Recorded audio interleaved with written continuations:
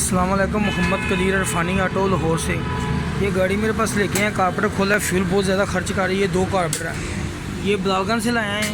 इसको मैंने अभी सर्विस की है, सेट नहीं हो रही गाड़ी।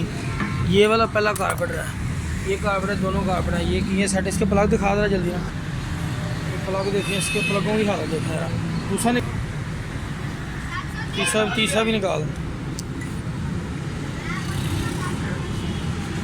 बेइंतहा पेट्रोल खर्च कर रही गाड़ी, इतना पेट्रोल खर्च कर रही कोई हिसाब नहीं। ये तीनों प्लगों की हालत देखें।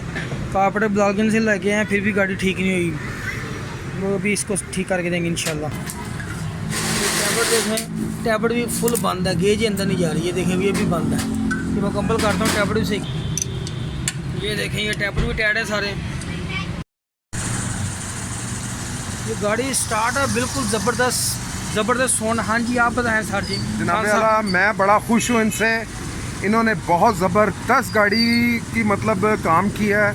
मैं बहुत तंग हो रहा था, इवन कि मैंने एक कार्बोरेटर भी नया ख़रीद लिया, लेकिन उन्होंने उसी को सारा सही करके लगा के मुझे बहुत राज़ी किया। मैं बहुत सेटिस्फाइड हूँ अपनी गाड़ी से और इनके काम से।